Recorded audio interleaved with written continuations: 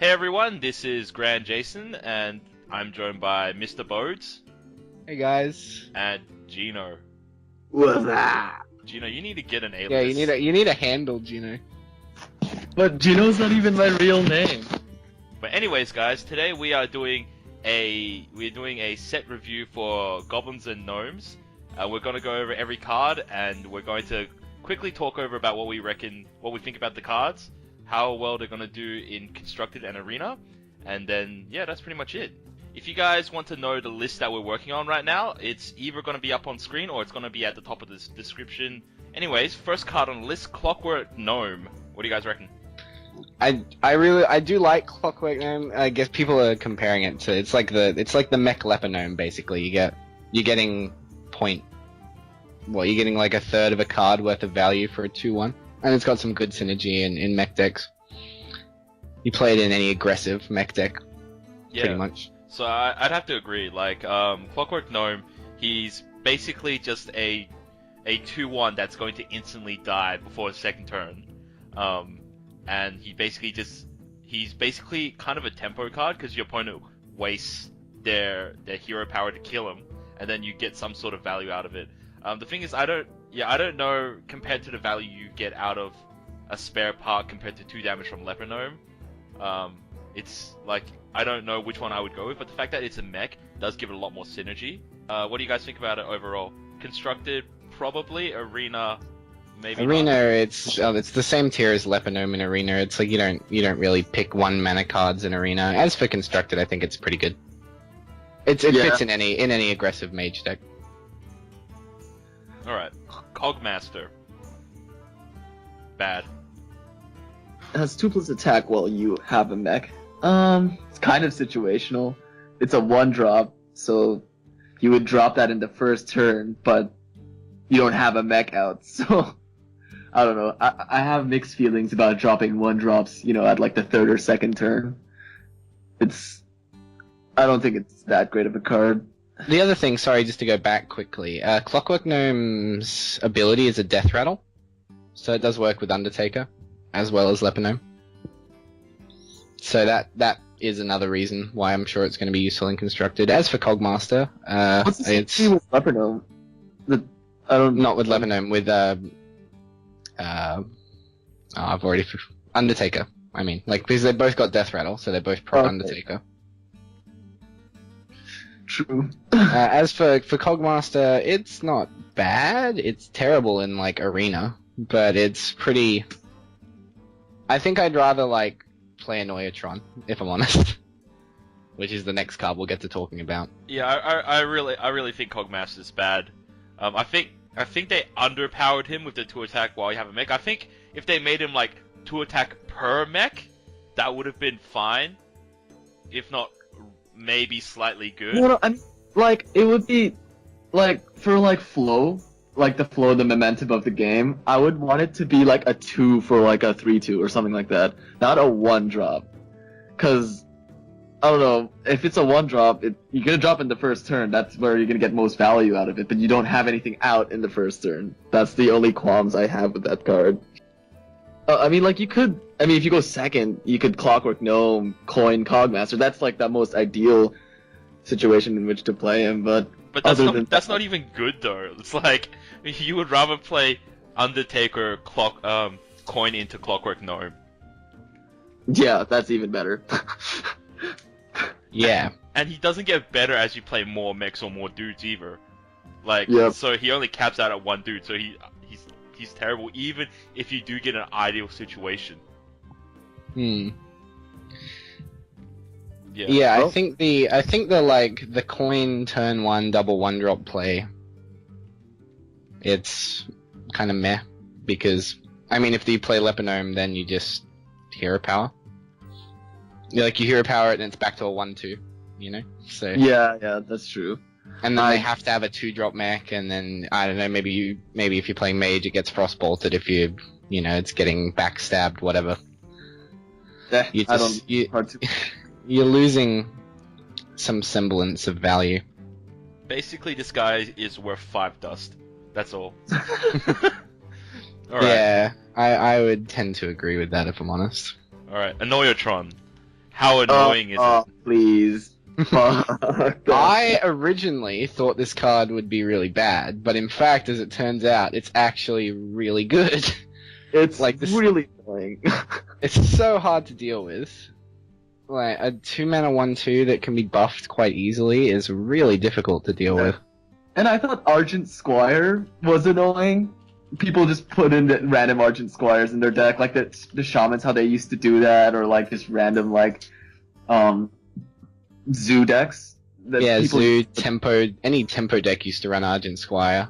But now this Annoyatron, this is just like Argent Squire on steroids. I would pay another extra mana for Taunt and an extra health, just to avoid the hero ability kill. You know, I don't know. I think it's a really strong card at the moment. I've seen Warlock Zoo decks use this very efficiently, very effectively.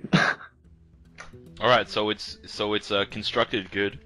Yeah, in Arena, maybe if you draft well, you can get 1 or 2 good cards that go with it. Yeah. You know, Shattered Sun Clericing this is really good. Dark Iron Dwarf, it trades with any 2-mana card. Direwolf.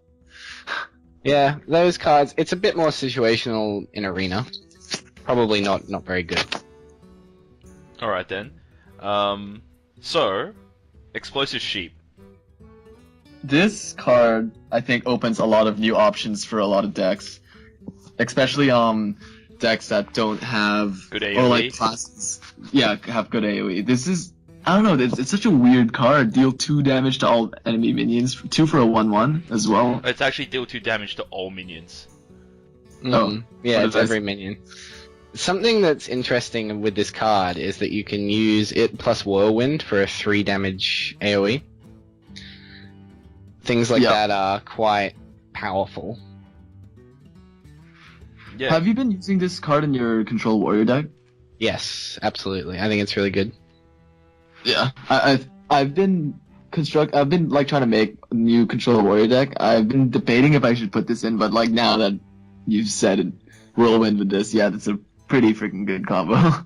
It's good, yeah, with the end hit of the 4-mana weapon. For the life of me. Yeah, what's Frostbite or something, no. yeah, Frostbite. That's the one. Yeah, that's something else that it procs with. I think it's really strong. It's really good against aggro. It's actually not even that bad in the control matchup either. You can hold it and do some nice damage overall, as well. Yeah, so yeah, definitely a very good constructed common card. How about a Gilbin Stalker?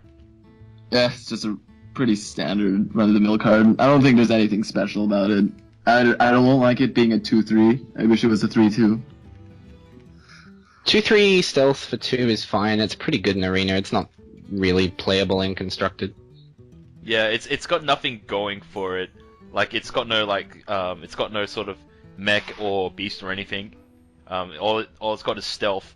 Although admittedly having stealth on a 2-drop is kind of useful, just because like there's so many times where you wish that your opponent, like, because your opponent can generally do something pretty strong on turn 3 to kill your 2-drop. So the fact that he's stealth means that you've usually got a 2-drop going into your 3rd turn. This is good in Arena. It's on the same level as Jungle Panther in Arena, pretty much. Yeah, I agree with that. Yep. It trades quite efficiently. Yeah. Aside from that, I don't consider it much, you know. If it was a 3/2, it would have been so much more valuable, but, you know, shit. Oh well. Alright, Mech Warper.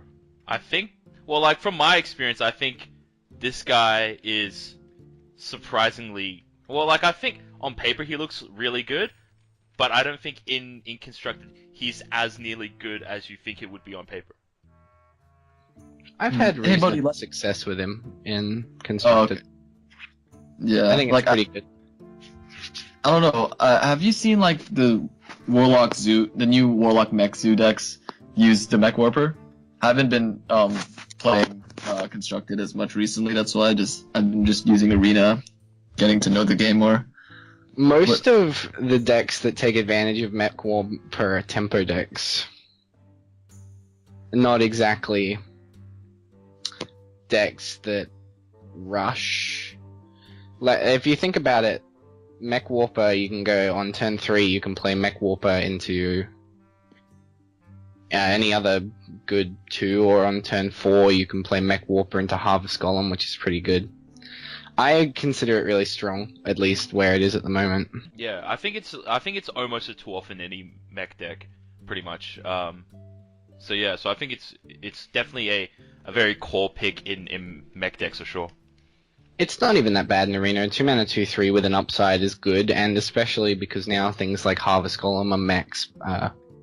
There's some other, Spider Tank being a mech, these common Piloted Shredder, Mech Yeti, all of these mech cards that you can get in Arena. I think Mech Warper is not bad in Arena either. Yeah, definitely. So, Micro Machine. At the start of each turn gets +1 attack. This card is insane in Arena. I thought it would be good in Constructed, but it's not.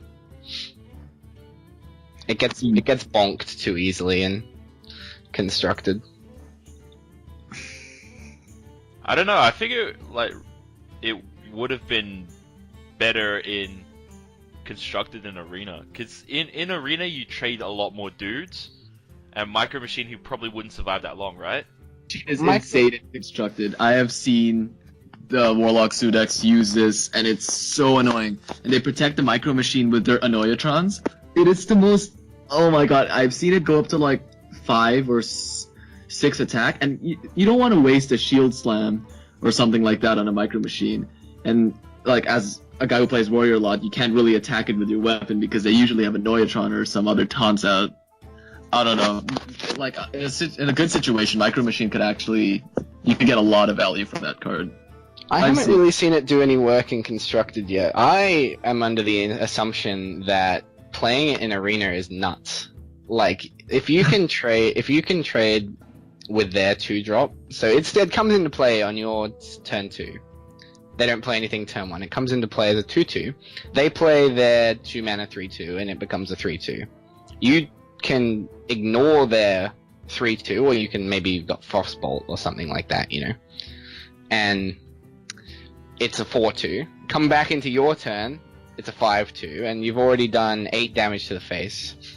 That's what is very interesting to me about it. However, in Constructed, there's a lot of ways to deal 2 damage to things like this before they get out of hand. Things that come to mind are like Keeper of the Grove.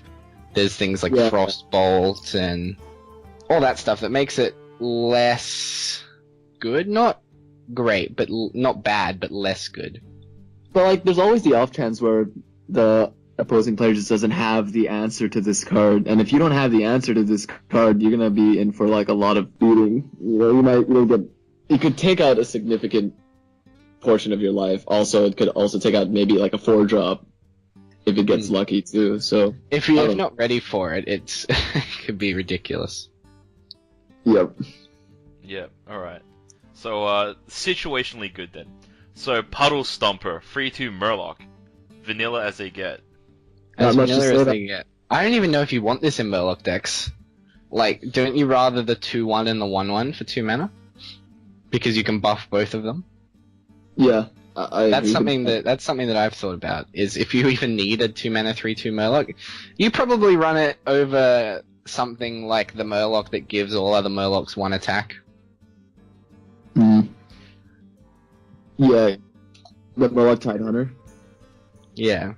Yeah, it's just not that good. Especially it's vanilla so there's no real benefit to playing him at all. So if you were really ghetto and you needed an extra Murloc to fill your deck, for your ghetto Shaman Murloc deck, then maybe. The Murloc Shaman. I want to see that. All right, we'll get to that a little bit later. Yep. Card's so funny. Ship's Cannon deals 2 random damage to an enemy when you play a pirate. I've seen a lot of pirate rogue. It's annoying. Pirate rogue is annoying. There's no other way to say it. Basically, it's annoying to play against because they can just kill you from nowhere with the 2/1 and Cold Blood. Things like that. This card is again a 2 mana 2/3 with an upside. Same as Mech Warper, almost in Arena. You get a lot of things like Bloodsail Raider kind of thing in Arena. Yeah. So maybe with an upside, it's pretty good.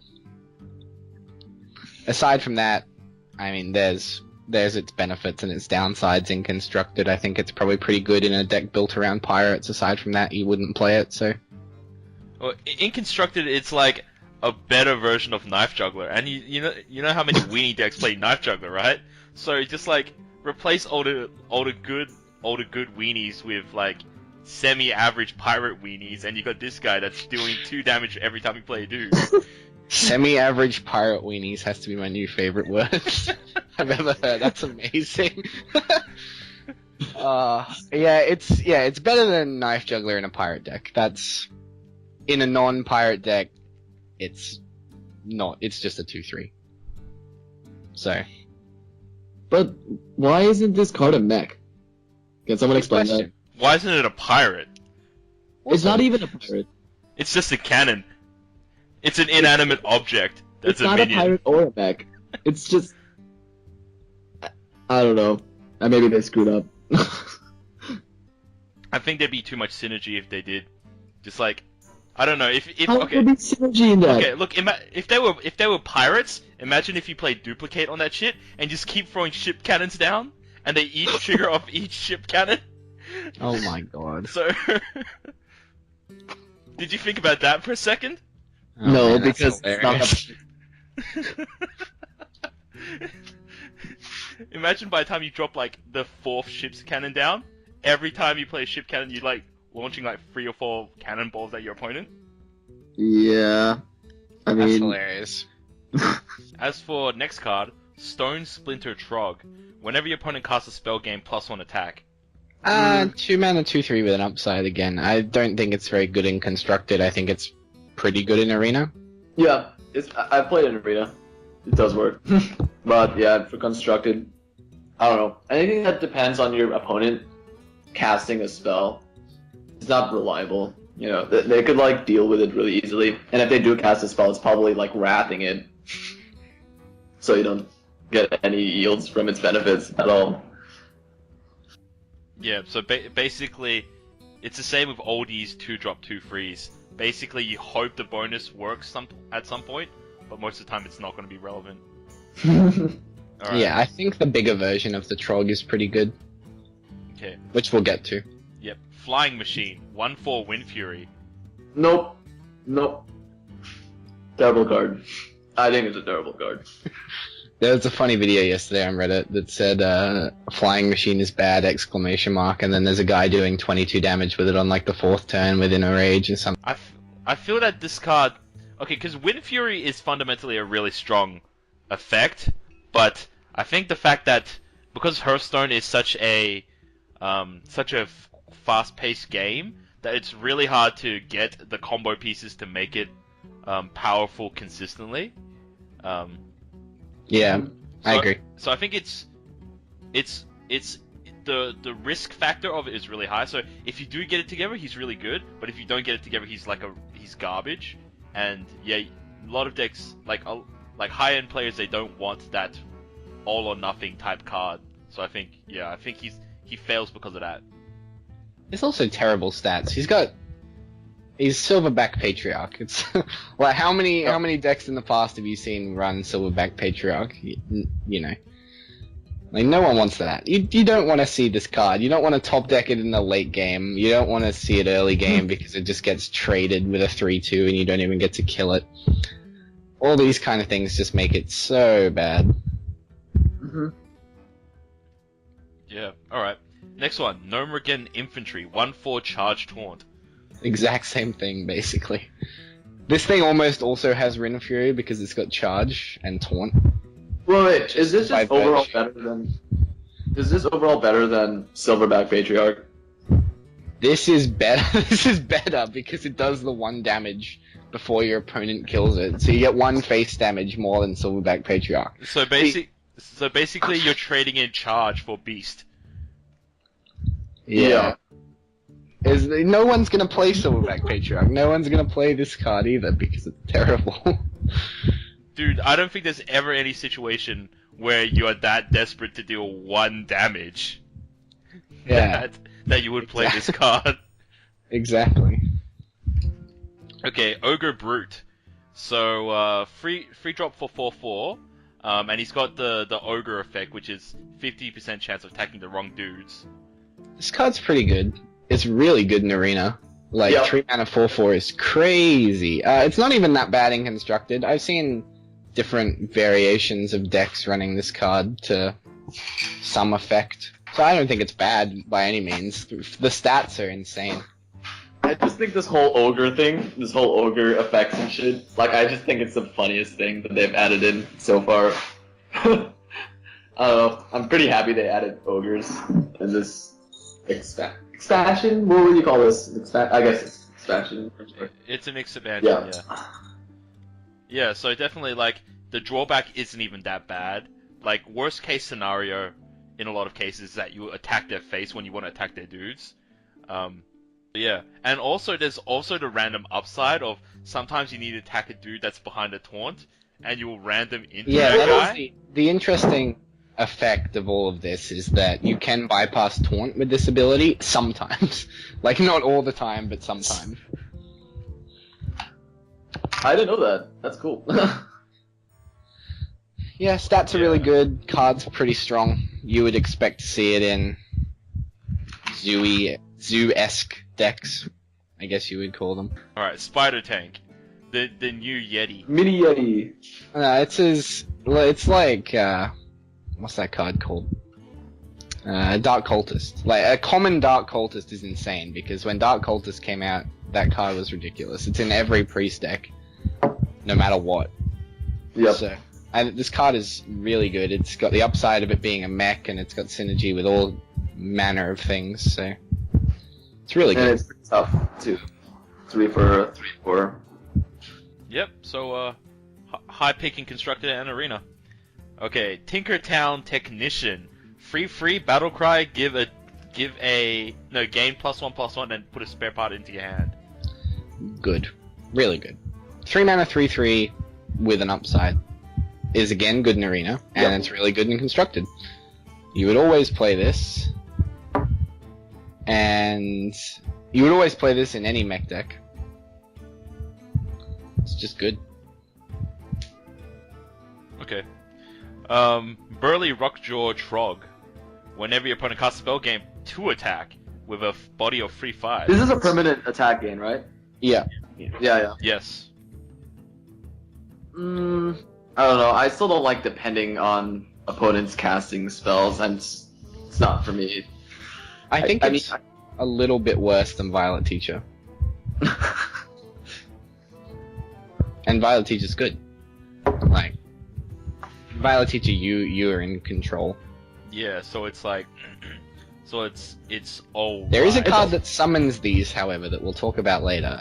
But I think that by itself, it's good in... I think it's pretty good in Arena. It's on the same pick level as Violet Teacher, and Violet Teacher is a rare in Arena. Like, 3/5 stats is really solid. And in Constructed, it's not a good 4-drop by virtue of there being so many good 4-drops. But I think it's good, yeah. Better 4-drop. So many good ones in Arena. And in Constructed, sorry, and in Arena, but... Okay, so Lost Toll Strider. 5/4 Beast. The reverse Yeti with beast effect. Wouldn't a Yeti be considered a beast? I mean, I guess if you're getting technical. like, I don't know. Whatever. Stats are good. Stats are good. It's not really good in Constructed, unless you're playing Beast Hunter, in which case you may only want 1. I don't think you'd run 2 of this. It's pretty good in Arena. Those stats are... The stats are good. Yep, it'll trade up, and it's a beast, so there are benefits to it. So yeah, like kind of middle of the line kind of drop. It does fill a nice gap in the Hunter's Curve though as well. It does, yeah. You're right. So probably we'll only see it in Beast Hunter, but like not much else. Okay, Mechanical Yeti. This card's insane. This card is so good. It is really it's good. better than Yeti. It's like infinitely Unless better than you- Yeti.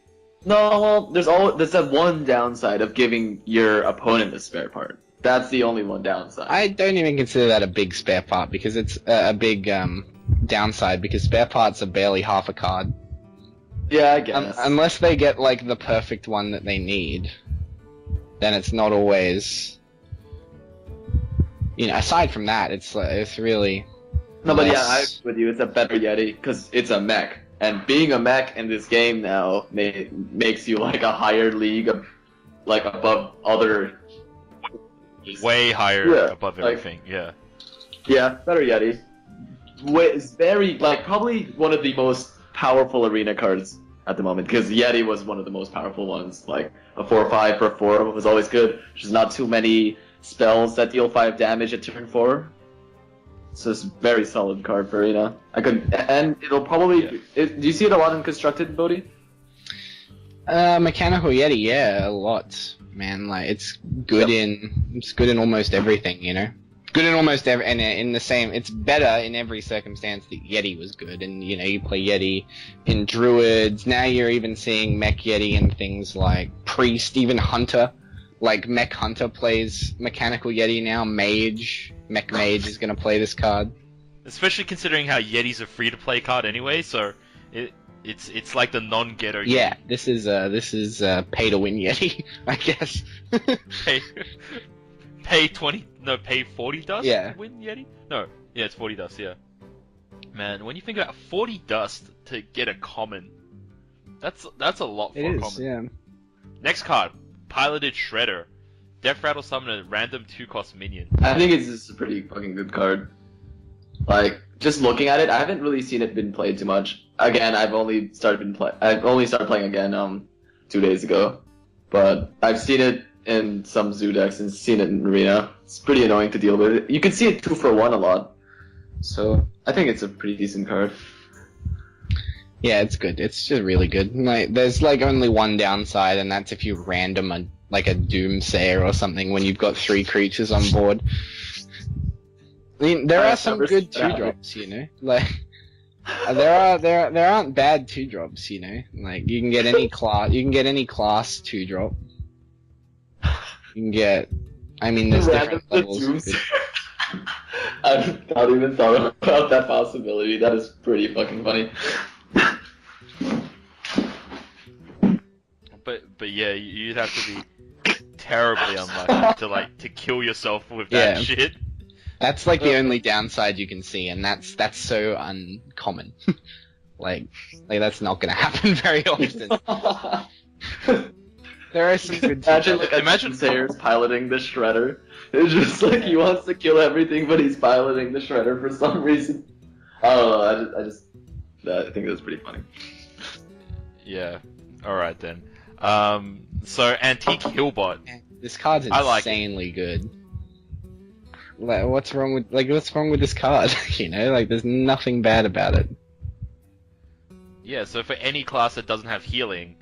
I mean, like, you might get into the situation where, like, you're at full health and, like, it's a dead card in your hand, Then don't play it. Yeah, but it takes up. It's 5 mana too. Like it takes. This is an auto include currently in things like Handlock. It's incredibly strong in Handlock. Really? Oh, okay. Yeah. And there are a couple of other decks that make it pretty darn good. I've been trying it in a couple of rogue decks, and it's been really good. 8 health is a big swing. Yeah, it absolutely is. And it doesn't come on a bad body either. Like 5 for a free. It's not like it's heal 8 and come in with like a 1/1 or a 2/2. A free is still like big enough to not die from like hero power. So I think if you've solidified board control and you now need just a little bit more breathing room, so you're out of range from like Hunter's like power, then I think this is a good drop. See, like the thing is with normal heal cards like Healing Touch and Holy Light, it's basically you heal yourself and you're just throwing away a card. But this, when you put it down, you have a card in the field and you get the help. So that's why. And it's a mech. And it's a mech. And like you can also recur it with like Brewmasters and stuff. So I suppose it's like it's also got kind of like benefits of that. You can sort of recur healing if you have the right. And if you have that like Yeah. spare part that returns it to your hand, you know, put it down, whatever. Yeah. So I think it's a good card in decks that need healing and don't have healing options at the moment. I think it's an auto include in handlock at the moment. I haven't seen it do very much in other stuff, but that doesn't mean to say that there is not a way to make it even better than it already is. I honestly didn't think that card was that good when I first saw it, but now I guess now you convinced me, buddy. You convinced me. Thank you very much. Okay, Salty Dog. Ah, 7 the for Rain pirate for a 5-drop. The rain. It's the 5-mana Raynad. That's that's what's been going around. Because he's so salty. This card, I don't even think you would play in a pirate deck. Although maybe you would. No, you Like, wouldn't. probably not. Like 4. You know, you look at Salty Dog, you look at Mechanical Yeti. How does Salty Dog do more damage than that huge Mechanical Yeti? What the fuck? With his salt. With that The salt increases Yeah. damage. 4 health on turn 5 is really bad though. I don't think this card's. Is he gonna like kill you with sodium? Fucking hell, man. Yeah, pretty much. Death via sodium. No, dude, that's only half of salt, man. Sodium and chloride. The chloride is more damaging than the sodium. That's a pretty basic card. It's a strong reducing agent. I hope. Someone please don't correct me if I'm wrong. Final common card after this, I think 40 minute like review of just Alright, the we might commons. speed it up a little bit. We'll probably have to end up cutting these into like different sections as well. Alright, Force Tank Max, 7/7 Divine Shield. I would say really it's good good in idea. arena.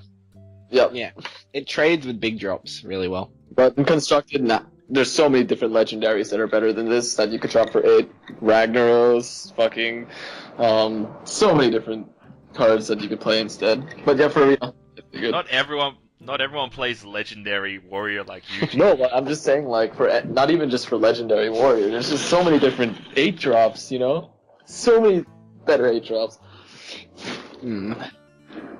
I think it's outclassed by any legendary that's 8 mana, realistically.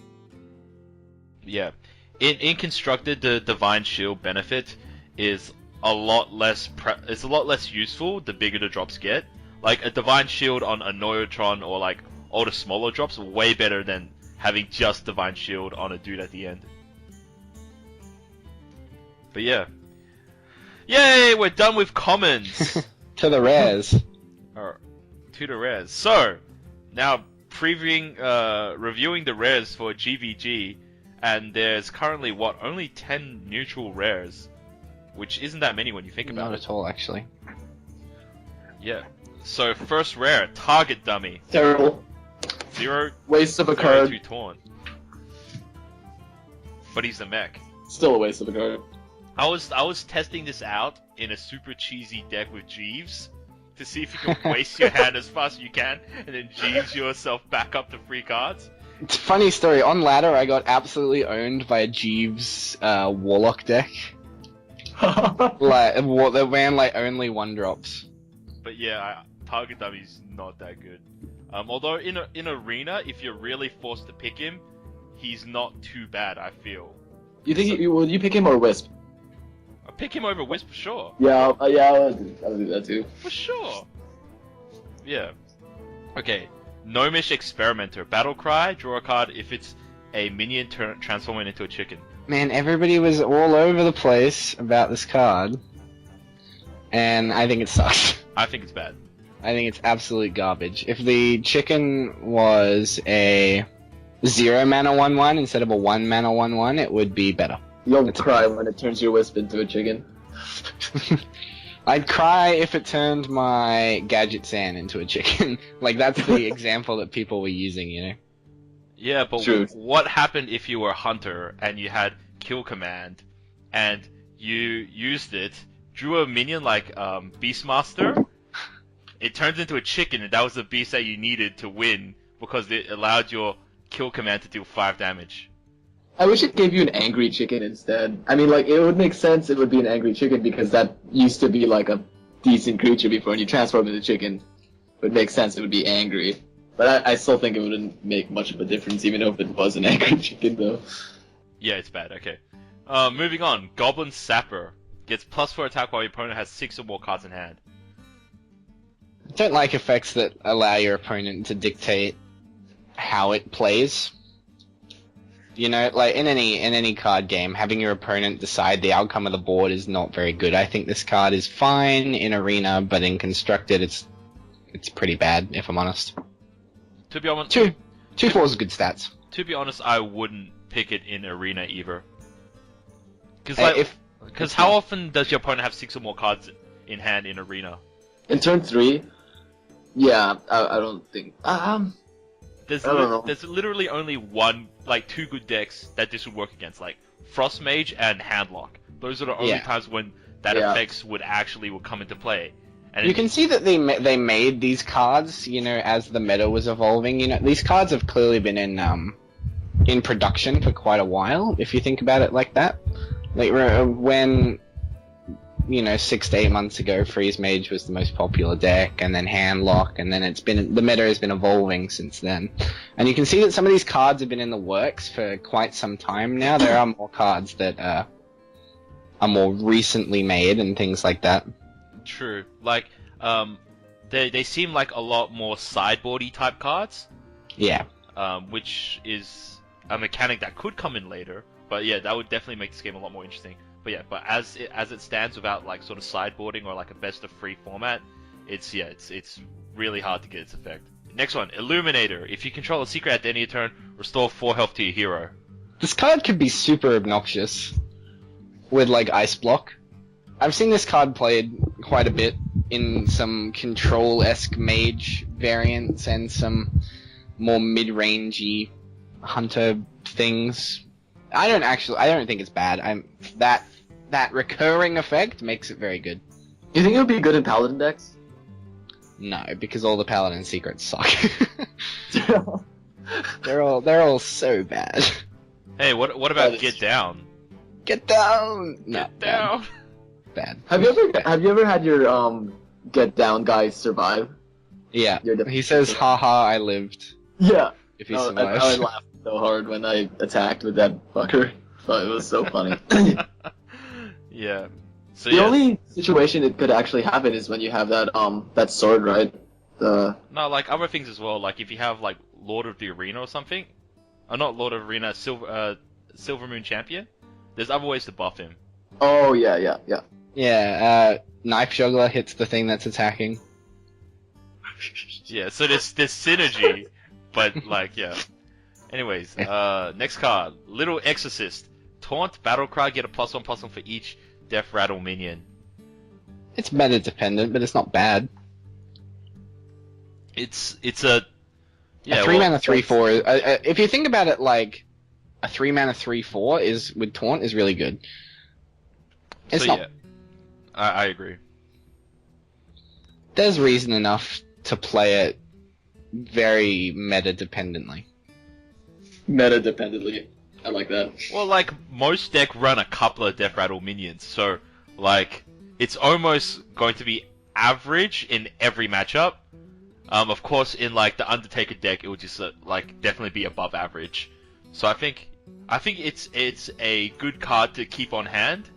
But yeah, it will depend on, like, the meta, as Bodhi says, on whether it becomes, like, an instant 1-in. Okay. Arcane Nullifier X21. It's like Senjin. This guy is kind of like Senjin. It's got the advantage of being a mech. Maybe in a mid-range or control-esque mech deck, if you were thinking about running Senjin or something like that, you'd run this card instead. It's good in Arena. Trades very nicely into 2 and 3 drops.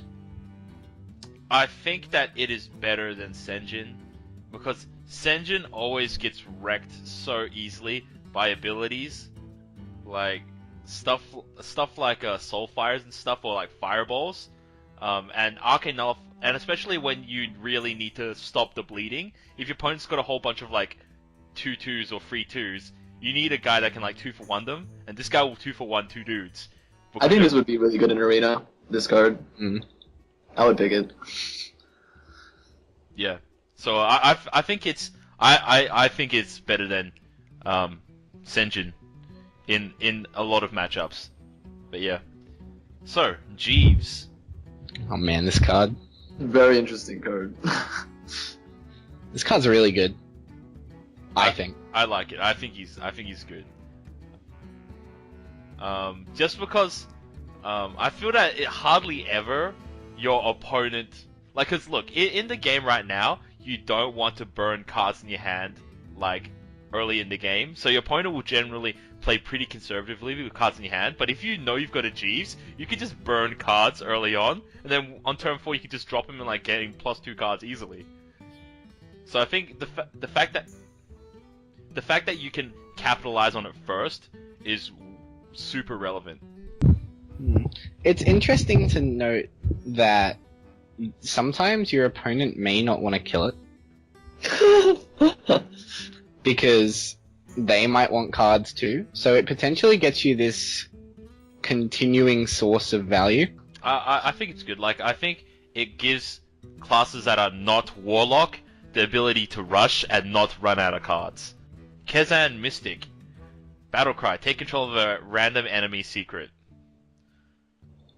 So situational. I don't even know if I want to put. I mean, like it's really good. Though. It's good, but like, imagine if you are against a class that doesn't even have secrets. That's true. The thing that we were speaking about before is that there are so many good 4-drops that it's so hard to justify unless that maybe if you're going into a tournament and your opponent is like. You're like, oh, I've been researching my opponent, and he's gonna play Mage, Hunter, and Warlock. Like, well, I can take out one Senjin and put in a Kezan Mystic or something, you know? Yeah. So at some point, I'm gonna get value off of this card. Okay, I think wait. in Arena, it's actually pretty good as well, because Mage is so popular in Arena. What happens when a mage has a mirror entity? Can you take control of the secret before the mirror entity pops up? I think so. There were lots of going over rules on the card, but off the top of my head, I can't remember. I would think that it would be able to take it away. I agree. Just because battle cries always happen before mirror entities do. Oh, okay, yeah. So yeah, I don't know how the game's programmed. If the game uses like a chain system, which is like when he plays Mystic, take control of an enemy secret, and then like the mirror entity would resolve anyways. That could work, but I don't think that's the case. So I think I think you just take it. Yeah. Yep. So yeah, Bomb Lobber. Deal 4 Oh damage. man, this card is sick. Whew, this card is so good. Bomb Lord. If you think about it in terms of how we were talking about Antique Healbot before, the card is a 5-mana 3/3, which is not good, but it does absolve itself of some of its stats based on its sick effect. You could almost say that this card also restores. See, it's funny to say this, but you're doing 4 damage to a random enemy minion, so realistically you're clearing off a minion, and then your opponent has to trade into your 3/3. So you could say that you're saving yourself 7 health, if you think about it that way, and this card is so good in Control and Tempo decks. Doing this on a lone Azure Drake, on things like anything that can be pinged to 4, anything that can be traded if you have a 2 damage creature or a 3 damage creature or anything on board is so good. I run this card in Warrior, Druid, Mage, any of these mid-range tempo or control decks. This card is really good. I think this card replaces Senjin. Personally, at least. It replaces things like the Senjin. Everything replaces Senjin. Yeah, well, Senjin has got a lot worse by virtue of a lot of cards being really good. Yeah. So in Control Druid and Control Warrior, I've replaced my Counts of Sen'jin with this card. Yeah, Or Taunt Druid, I guess you'd call it. Yeah, I have to agree. It's definitely very good. I don't think it's RNG enough. I think the fact that it says random enemy minion makes it much better, much better. Yeah, absolutely. If like I would say it would be average if it said like random enemy, but the fact that it's random enemy minion makes it so much like you can work around it much easier, and 4 damage is big. You'll probably always 2 for 1 too, so yeah, definitely could see it being part of the. So basically, craft bomb lobbers first.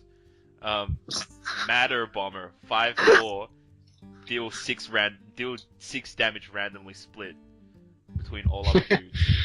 Nah, I don't think the card's that great. It's good in Arena, I guess. Oh, also we forgot to mention that Bomb Lumber is also pretty damn insane in Arena.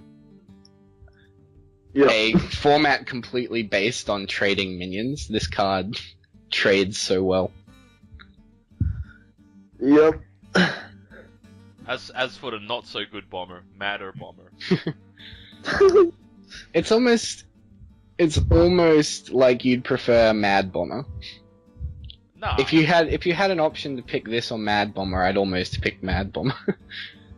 Really? 6 random damage is pretty good though. Look, if I guess I have a bias because I remember I played it. It literally did 5 damage to my face and did 1 damage to my minions. So I don't know. you don't play it when you have minions. You play it when your opponent has like 2 minions. Oh man, I don't know about it. I think it's probably okay in Arena. I think personally that it's worse than Mad Bomber, unless you're like trying to Mad Bomber and hit 3 on one thing. Yeah, dude, you have to gauge up your probabilities, man. But dealing 6 random damage, and if your opponent has like 2 minions, the chance of them hitting your opponent's stuff is 3/4 per bomb compared to like 1 damage to your face.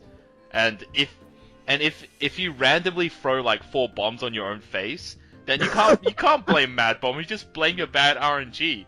It's like, yeah, why get mad at Bomber? He didn't do it. It was your RNG that did it. All right, let's go on to the epics, shall we? All right, epics. Recombobulator 2 for I don't know 3/2. about this. I mean, the only viable thing I could see about it is like if you play something with a battle cry.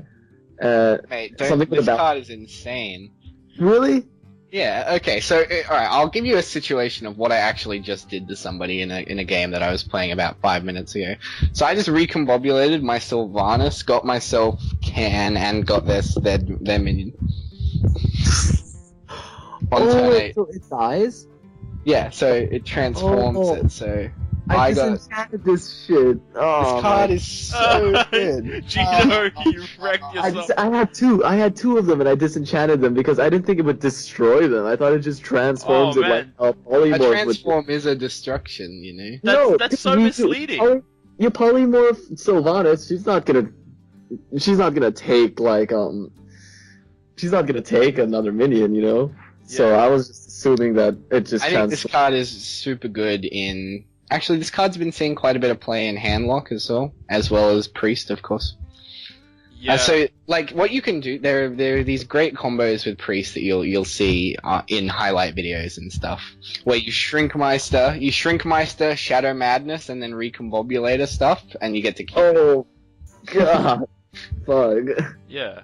Oh, dude, so, like, there was this clip where you Shrinkmeister Sneed's Old Shredder, and Shadow Madness, and then Recombobulator, and you get the random legendary and an 8-drop. Gino was right though, because Hex does say transform a minion into a 0/1 frog, and this is the same where it transform. So it's super misleading that you would get death rattles off of it. I didn't know that. Yeah. So God damn it. Yeah, it's really good. And it's a 2 for free too. So like it's already like solid. It's already rock solid. Yeah. Yeah. 100%. Yeah, okay, Hobgoblin. Whenever you play a 1-attack minion, give it +2/+2. On the first day that Goblins Vs Gnomes came out, I got absolutely dumpstered by this card, and I haven't seen it any game since. Dumpstered by this card? Yeah, he played this, In And he Paladin? Did he play it in Paladin? No, because it doesn't stack with the hero power of Paladin. What? It's because you're not playing a minion, Oh. you're summoning one. Okay, so what happened was he played this on turn 5, and he went this, Hobgoblin Web Spinner. And so it became 2/3/3/3/3/3 for 5 mana. I was like, oh my god. Absolutely owned. Dude, Oh my play God. this with Flying Machine. A Wind Fury 2/6. No, 3/6. You play it with the 1/4 taunt charge. Yep, that actually works. He just- This card's, Patriarch. yeah, this card's got some stupid little random combos, but it's so not good. It's so combo dependent. Yeah. Played Baron Riven there. Yeah, okay. So, yeah, you could probably make gimmick decks out of it, but it's not good otherwise in general. Especially in it's not good. Definitely. Yeah. Definitely not. Enhancer Mechano. Oh my god, this puts Zoo decks into a whole different level. I've been owned by so many Zoo decks because it would somehow give Wind Fury to 3 of their creatures, and I would just get insta-destroyed at 15 or 16 health. That's pretty funny. Uh, I haven't actually seen this card be very good so far. Really? I always get dicked out by, like, the good choices. I never... Like, my opponent never gets taunt. Yeah. Well, I'm yet to see this do any work yet. However, I will take your word that it's pretty good because I can see it being really strong with, I think anywhere above 2 minions, this card is insane. Yeah. Like, and think about it, like, if you were to play this in a tournament, though, and, like, let's say if, like, it was in one of the later rounds of a tournament, and you won using this card just because you Wind Furied your dudes, no one would think you're good, everyone just thinks you're lucky. Oh Yeah. man, I didn't lose to you, I just lost to your RNG Enhancer Mechano. Yeah, that is pretty Well, funny. that first one is like super RNG in a lot of cases, but I guess this raises it to a new level. Gets so much Wind Fury. Yeah. But yeah, okay. It's a really big tempo swing, this card, with more than 2 minions on the field. Except, like, I'm not counting totems when I say this, but if you've got any minions that have attack, like even 1 attack, this card is pretty good. Like, if you've got 2 or 3 minions with anywhere between 1 and 3 attack, this card's good. You play that Paladin card that gives you 3 recruits and a weapon, put this down, give them all Wind Fury or Taunt or We'll something. get to the Paladin cards, because Paladin is so much fun right now. Yeah. I know. Okay, Mini Mage, 4/1 stealth spell damage +1. Bad. Bad. Yeah. No other way to put it. Gino hesitated first, it's like, Well, I mean, like, I didn't actually see this card yet, so because he's so bad. get Arcane Missile, get... For good reason, you haven't seen this card. No Oh. one's gonna play it. They, I think Blizzard values how good spell damage actually is. I think they Yeah. overvalue how good stealth is on 1 health dudes. Yeah, Well, I it's- think they overvalue spell damage a little bit. Yeah. Is this Zerdrake played a lot nowadays? Yeah, Not, Azure Okay. Drake's good because of the card draw and the card body. draw as well. The spell Yeah. damage is like the last reason to play Azure Yeah. Drake. Yep. Yeah. Fel Reaver, a very what's the word? Oh man, people Very say dividing card. this card is so good, and I tried to play it and I keep getting owned. Every Does it time work I try to play this card, I get absolutely smashed. It does not fatigue you. It does not fatigue you. Okay. Playing this and then playing the examples that people have been giving is like you play this and then you play like High Man. But if your opponent's playing a low cost deck, you can ditch like 12 cards. I know, I'm torn on this card. Every time I've tried to play it, I've got absolutely shat on. Maybe that's because I'm not very good. But I don't know. At this point, I'm more leaning towards the fact that it's not as good as people make it out to be. I I have mixed opinions about this. I feel that because I got wrecked by it in Arena once just because I didn't have an answer to it. So I figured I just spam as many of my 2 or 3 drops as I could to mill out their deck. The next turn they had no deck, but they were just wrecking me with an 8/8. Like, so I think like he's basically putting all your eggs in one basket. Like if you play Fel Reaver, you have to assume that you can win with Fel Reaver plus the cards in your hand. Otherwise you're screwed. Admittedly, one of the funnier things that I've done with Fel Reaver is played it with Duplicate, and I assumed I've got no deck for the rest of the game, and just like dropped triple Fel Reaver. I won that game pretty solidly. My opponent couldn't deal with triple Fel Reavers. But I think sometimes you just have to gamble down. And it's a mech. Oh yeah, totally forgot about that. So you could totally play it on turn 4 if you have the Warpers. That's pretty funny. I don't know. I am torn on this card still. I feel like it needs a bit more time to evolve if it has a place. Honestly, in Arena, it's a pretty decent card. I would always pick it in Arena. I don't know. It's just like, I feel like in Arena there's less answers for this card. It's 5 for an 8/8, you know. It's pretty fucking good. But like in Constructed, there's ways to deal with it all the time, so I don't know. Bodhi doesn't like it just because he hasn't crushed anyone with it yet.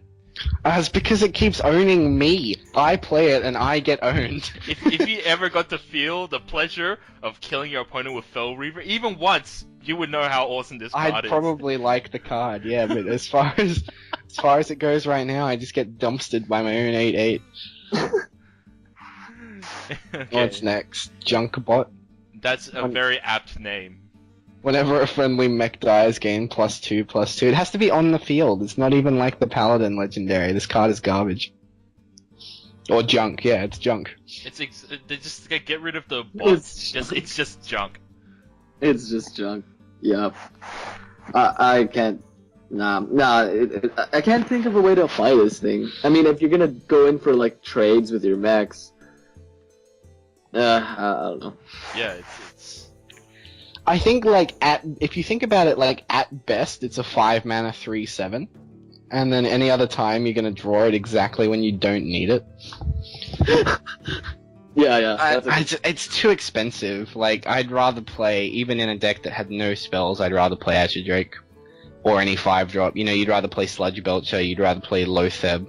Well, you'd have to, you know, you'd rather play Sludge Belcher than this card. Would you play Fel Reaver over Junkbot? Yes. Yes, I would. Alright. Fel Reaver, you know you're gonna lose in a couple of turns. Junkbot, you know you've already lost. Junkbot, you lost when you decided to put it in your deck. It's also garbage in Arena. Like, this card is a garbage epic. It's garbage. Let's move on. Yep. Piloted Sky Golem. What do you guys think? I think it's good.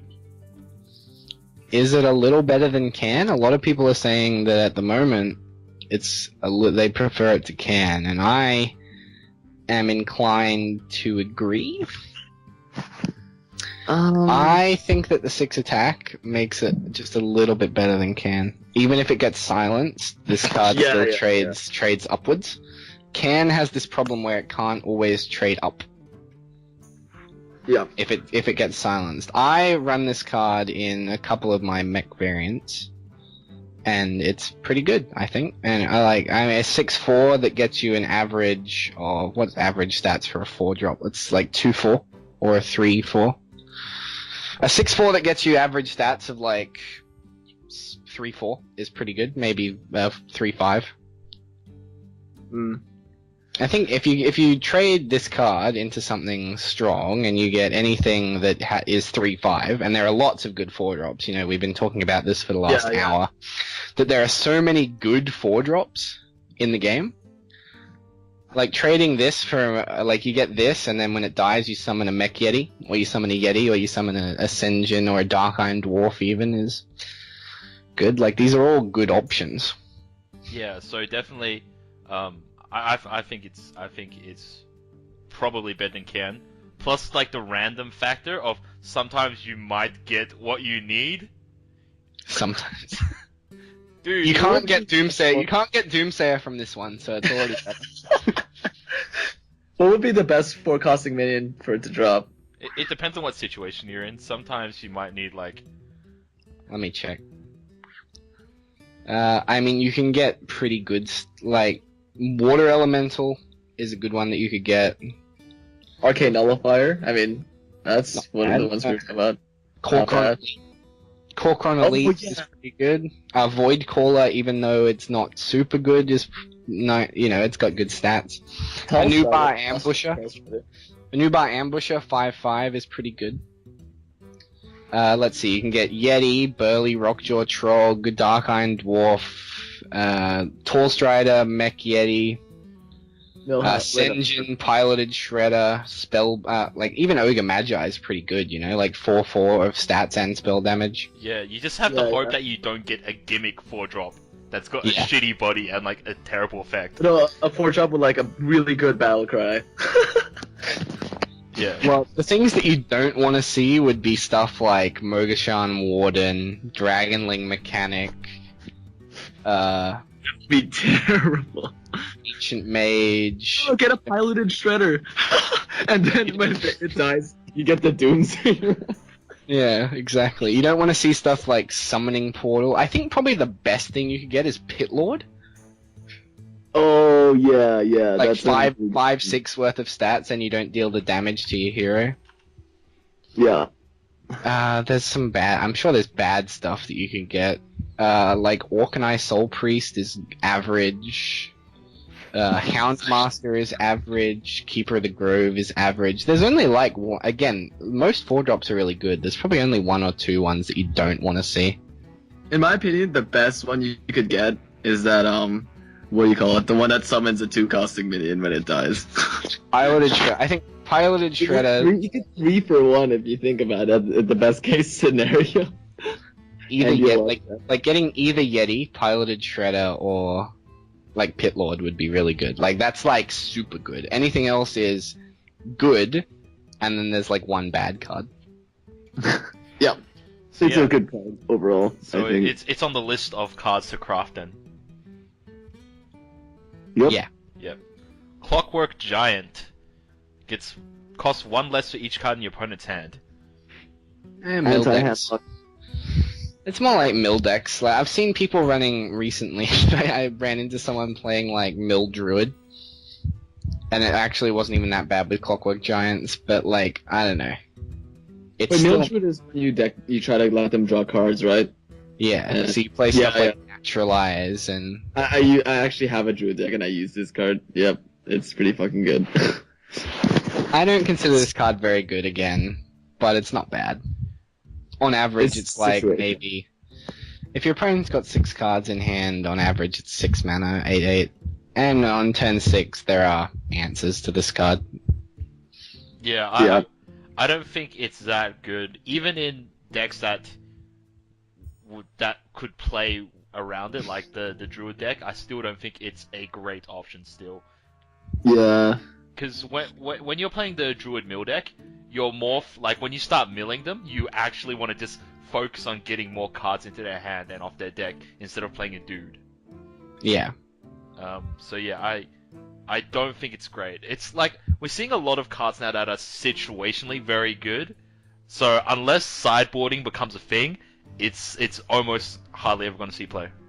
I agree. Alright, we got 11 legendaries. Yay! We finally get to the good cards! Well, several good cards. The good cards! Legendaries! So, first off, Blingtron 3000. Equip a random weapon for each player. Very cool card. Bling Especially bling. It comes really well with what's that card? Harrison Jones. There's another card on. There's that other rogue card. I forget the name. Yeah. Sabotage. I played it with against. Yeah. Sabotage. Yeah, and then Ooze and. Yeah. Yeah. I think it's situational, but. This card actually has some synergy in Priest, I feel. I've been watching to use the most recent tournament, which was actually last night, Amaz played this card in his pre-step. And in both games he played it, he got Doomhammer. I thought that was pretty funny. But he also played Harrison, and he chained. So this is the other way to think about it. He played it into his opponent after his opponent dropped Jiraxis, and he changed Jiraxis's 3/8 weapon into a Eaglehorn bow. Oh wow, that's actually a pretty. Which is pretty good. Yeah. And you can obviously get some bad ones. Maybe your opponent gets Gorehowl and you get Light's Justice. But there's also the other way around, where you get Gorehowl and your opponent gets Light's Justice, So I think this card's pretty good. I would definitely play this card in some decks. I have to agree. I think, the randomness of it is hilarious. Plus, there's always plenty of ways, very easily manageable ways to play around it. If you just tech in cards that can destroy enemy weapons, it's pretty good. Plus, if you're already running stuff like slimes, then it actually gives them effect in matchups where your opponent doesn't run weapons. So I think it's pretty strong. Yeah. Yeah, I agree. Yeah. Hemmett's Nessingwary, Battlecry, Destroy a Beast. You can see they came up with this card when everyone was playing Hunter. But also, have... I mean, the beast trade... even that high cost. You can't even, The only way you super gain value off this card is if you kill, High Main. No, but High Main will still trade its it hyenas trades into its it. 2/2s into it. No, so you use it to kill the beast. You use it to kill the beast. That's the most value I think you could get. Yeah, but your opponent lost when they played the beast. I don't know, I wouldn't disenchant this card. I would keep it to wreck the Druid matchup, because I hate those bears. I guess, yeah. I mean, but I honestly think people wouldn't go out of their way to craft this. I mean, it's 3. I don't know. I think of it as a bad Black Knight. There's way more taunts than there are beasts, and Black Knight has way better stats than this. And Black Knight still is played to a rare extent. You don't see Black Knight in every deck. Yeah. So on top of that, being Hemmet Nessingware being a worse Black Knight, in my opinion, I don't think it would be. I don't think it's a great card, in all honesty. In Arena, this card's even worse. We should say that also Blingtron isn't very good in Arena. Oh, yeah. Alright, Mimiron's Head. The effect is really cool on this card. You get... When you actually get the Exodia, all the Exodia pieces together. It's called Voltron, man. Volt Zodia. I mean, I'd rather have a bunch of creatures rather than one big creature. You wouldn't say that if you've ever summoned Voltron. I don't know, man. I don't think this is a good card. I think it's a very cool card, but I don't think it's a very gimmicky card. I think that at best it's a gimmick card. I love it. I love it. Jason, we were talking about this the other day. I love it because of 2 reasons. Okay, one is in certain decks, you can actually kind of make it work. If you mainly Conceal Rogue, if you play this and Conceal, then next turn there's a possibility of you getting Voltron. Secondly, if you do get Voltron, and there's a lot of classes that can just give it +2 or +3 attack off just one card, and then you just win the game. Okay? Yeah. So it is kind of like an Exodia in that way. And third of all, and this is the best reason, is when you play it, your opponent will shit themselves and throw all their nukes at it. You can have no chance of summoning Voltron, but the fact that you play it makes your opponent want to kill it. Oh yeah, absolutely. That's the best. That's the best thing. It's not a dead card when you can't summon Voltron. Yeah, I mean, it's fine for a 4 or 5, but still, Also should be said that in Arena this card sucks. Yeah. 1 more mana for a Yeti, and you're never ever gonna get Voltron in Arena. And I feel like if you already have 3 mechs, you're already kind of winning the game already. And if you have the situation in which you could play this, yeah, you're definitely kind of winning. So it just adds insult to injury. It doesn't offer that much utility other than that. I think it's a pretty bad card. It's a cool card, but eh. What annoys me is that Voltron doesn't have a cool animation. You actually got to summon Voltron? Are you serious? I've summoned Voltron like so many times now. Like What? I thought it would like do like a Voltron animation where all your mechs like combine together to create Voltron. It doesn't. They just all die and you summon Voltron. Sad. It doesn't have a cool entry effect. You figure if you could do it, you'd have a cool entry effect. It doesn't. I would therefore rate it very low on the stylish meter. On the stylometer. The Yeah. stylish. Yeah. Okay, next card. Gazlo. Whenever you cast a 1 mana spell, add a random mech to your hand. It's okay. Gazlo. Someone played this against me in a mech deck, and it did a little bit of work. He was playing Mage, and he got... The 2 mechs that he got were Goblin Auto Barber, which is the Rogue card, and something else pretty bad, like Clockwork Gnome or something. Auto Barber. So I think this card is okay. It's combo reliant, and it's not very good in Arena. I think this has the same problem that Auctioneer has now, and that it's 6 cost. Yeah. If its cost was lower, then you could play it and play some 1 cost spells and get like free mechs in hand. But the fact that it's cost 6 really hinders it a lot. Yep. Well, yeah, In I Arena, don't- this is also not very good. of course. Next card. Okay, Mogor the Ogre. I love saying Mogor the Ogre because everyone else says Moga the Ogre. It's so stupid. Like, Mogor the Ogre. Come on, guys. Mogor the Ogre. How about Mogor Ogre? Nah, Mogor the Ogre doesn't sound as good. It has to have that flow on with it. Otherwise, it's not as cool. Yeah, definitely. True. All minions have 50% chance to attack the wrong enemy. It's so trolly. It's such a trolly card. I actually think this would have been playable if it was a 6 mana 6/7.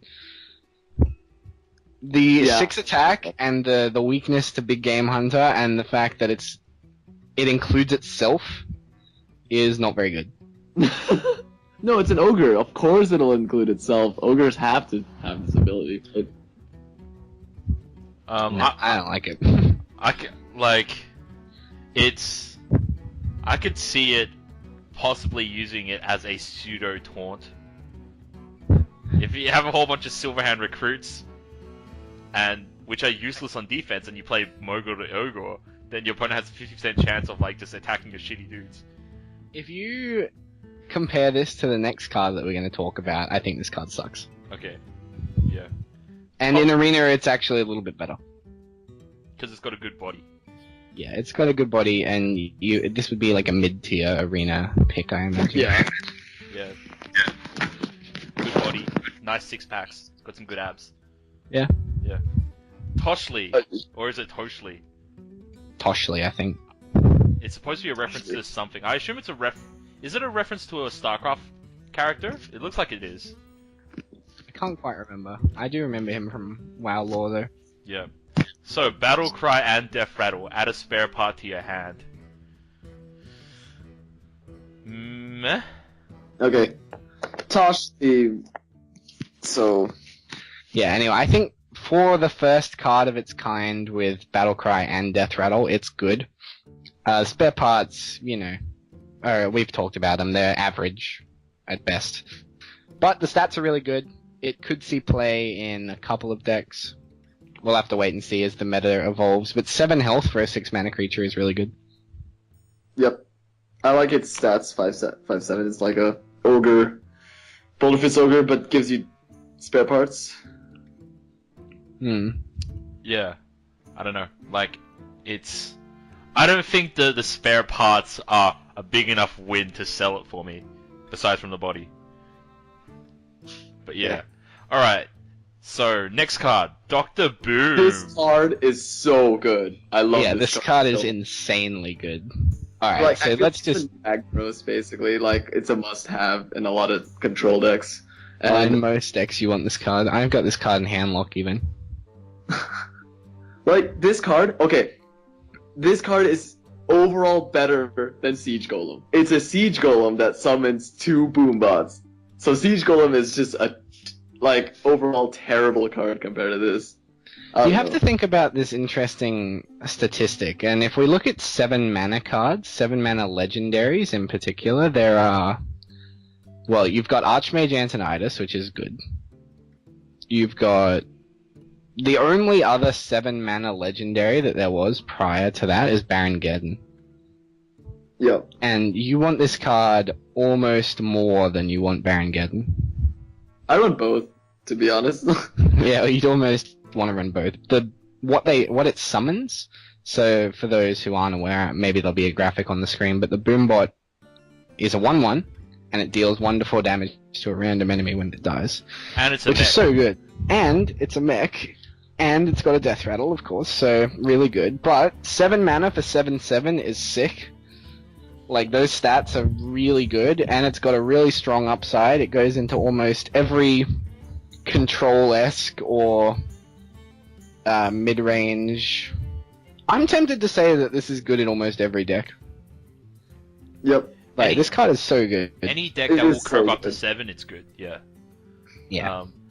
And also the flavor text of warning bots may explode. Don't worry, your bots don't inextricably explode and kill you. So, no, that really, like, until I researched that card, like, I assumed that they were a drawback, but they don't explode and kill you. So, like, it's actually, that's so misleading. That is good. Yep. No, they always explode. That's the thing. Why is it may explode? Yeah, okay, but it's like warning bots may explode, as in like, or warning your own shit will blow up in your face. Yeah, that's pretty funny. That's what I thought, but yeah. Alright, so, Dr. Boom, in Very good card. craft Good in that. arena. Good in Yeah, constructed. I think Dr. Boom is the best neutral legendary in the set. I agree. In fact, it's I'm probably so almost happy. the best legendary. Yes. We've got class cards to come after this, but I'm almost tempted to say that it's almost the best. It's probably the second best legendary in the set. Yep. What's the movie? Yeah, we'll go back to that. We'll get to the best We'll one. get to later the on. overalls at the end, okay? So next legendary is Trogzor the Earthinator. 6/6 for 7. Whenever your opponent casts a spell, summon a burly Rockjaw Trog. So I've got this in a couple of decks at the moment, and the Burly Rockjaw Trog is the 4 mana 3/5. So trading a Fireball, if you think of it, let's say this gets Fireballed, you trade that for a 3/5. I think it's pretty good. I think 6/6 of stats is not bad. It's better than a lot of stuff at that time. It's not susceptible to BGH. And it's strong. Your opponent has to deal with it, and if they can only deal with it with 1 to 2 spells, God forbid they have to use 3 spells in the turn before it dies, you're getting extreme value out of it. If it attacks, it's really strong. If it gets a chance to stick to the field and your opponent has to use multiple spells to clear the board, it's really good. I think this card's good. Again, decks that curve to 7, Dr. Boom and Trogzor, really strong cards. So yeah, I think Trogzor is strong. I don't think it's as strong as Bodhi puts it out, because any deck that could just punch it in the face will just punch it in the face pretty easily. I think it's good on an empty board. Like, if there's no creatures in the board you play, it's Yeah. really good. Of course. Yeah. So, next card, Foe Reaper 4000. I That's a wanted cool- this card to be good. I wanted it to be good, I really did. Oh, it's also should be said that Trogzor is much worse in Arena because there's less spells, generally. It's more minion on minion combat. Yep. And Dr. Boom in Arena is insane. It will win you games. Yeah, you'll just win because you'll hit 4 on one of the It's creatures or so something. like- Oh man, Dr. Boom, it doesn't even make sense. Like, it's so good. It's so good. I can't see any downsides to that And card. I wanted Foe Reaper to be good, and I in one of these late game control-y decks, you're gonna want Ragnaros instead. That's just the way it is. It's unfortunate that it has to be compared to Ragnaros because Ragnaros is probably like the best legendary in the game.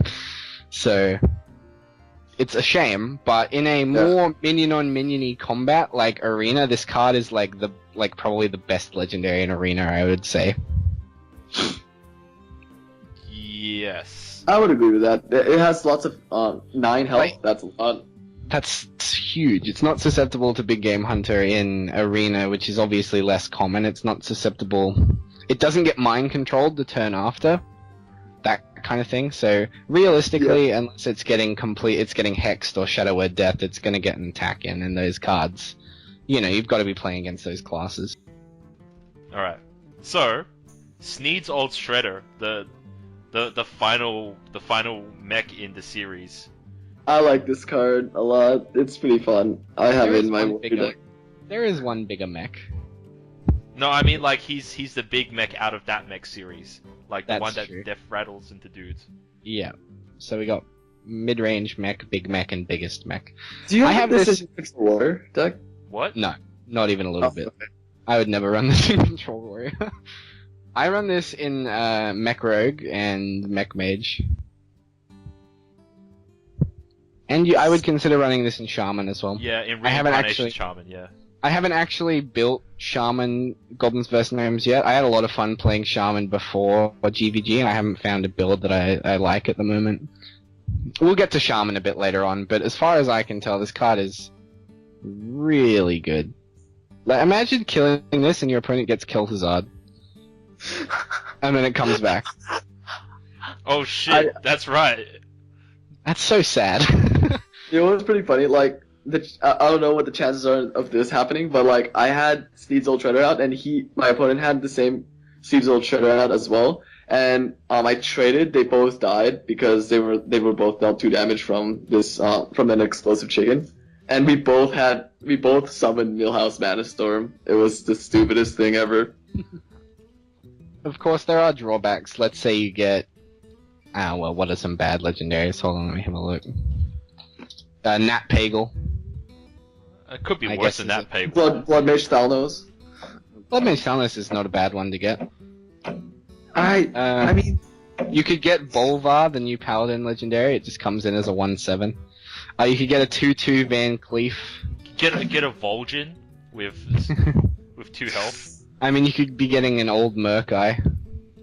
oh yeah, But he's got charge though. yeah, he's got charge, so you can get What's- value from him. It's a 2/5 or a 2/4. It's not super value. Like, I mean, there's Lorewalker Cho, which isn't bad. You could get a 3/3 Tinkmaster. But there's not really any cards that will dig you out from being played by it. Yeah, that's true. C- I guess something Right. funny you could get is like Mogor. And like it dies, you get Mogor, or your opponent tries to attack and he hits something else or something. That'd be funny. Get Melganis. Your That'd be hero interesting. yeah. You could get something like Hogger that gives you more value. There's not like there's like maybe 2 bad legendaries that you could get. I would consider the 2/0/4 legendaries to be the bad ones. Yep. Yeah. But this card's good. You play it in a mech deck, you probably play it in... I think it finds its place best suited in these mid-range tempo-y mech decks. Like Mage or Rogue or... anything else. Yeah. Alright. And really good in Arena. Like, it's super good in Arena. Yep. Good body, 7 health. Can't get You get VGH, good value from this. good value. And Yeah. sometimes you might just random into a win with it. Yeah. Yeah. What So, would be the best thing to summon? Rag, Kel'Thuzad would be good. Kel'Thuzad, Ragnaros, Ysera. Oh man, the list goes on. Like, Yeah. you can get Yeah. Alakia. Deathwing. Alakia is good, you get King Crush. Oh, that would be good. King Crush. Archmage Antonidas. Oh. You can get Tyrion. Oh my god, the possibilities with this card. Fuck. Yeah. I mean, even Prophet Velen's not bad in this. In it, like 7/7, you're trading a 5/7 and getting a 7/7. You know, anything that's over stats is sick. Like, you can even get a 3/15 Jiraxis if you really want. You know? Yep. Like, you get Grom. Yep. Yeah, so, yeah, pretty good, pretty good. All these high-end legendaries are all really good. A lot of them anyways. So, for the final legendary of the set, Mechgineer Firmer Plug. Oh, the final common legendary. Yeah, the final so- neutral legendary. Yeah, we got class ones to do yet. This card is too highly costed, and it sucks. Yeah, how about if it was a 7/9? Nah, that still would be pretty terrible. But it's still 9 mana, that's the problem. So it's It's not, not like worth it's not like you can combo it into shit. Yeah. Yeah, there's nothing else you can do on your turn if you play this. Maybe you're gonna trade 2 things for 2 things, and you're gonna get a 9/7 and 2 Lepinomes. And like, I see that happening, and then I see your opponent, like you're getting like Swipe and Raft, and then you've got nothing. Yeah, but if they swipe you, they take like 8 4. damage to the head. 4 damage. Well, like it depends on how many Lepinomes you get. That's Wait, what happens if there's 2 Mech Engineer Summer Plugs out, one on your opponent's side and one on your side, and you whirlwinded, and they were all Leper Gnomes? Do Leper Gnomes just keep spawning? Yep. I imagine so. If there's 2 Mechgineer Thermoplugs and 2 Lepinomes, and you whirlwind, you're gonna replace 2/2 with 2/2. Yeah, okay. That's stupid. That is so stupid. This card obviously is not very good. It's not even that good in Arena when everything is about killing minions. Because 1 health just gets... Man, I mean, like, this card is strictly worse than Trogzor. Hey guys, thanks for watching our GvG Neutral Cards review. We've also recorded a review for all the class cards, so definitely if you want to check that out, click on the annotation on the screen. Also, please check out our website at thetavern.net.au, where we post Hearthstone news and strategy all the time. Don't forget to subscribe and like our videos, and thanks for watching guys. Catch you next time. Bye!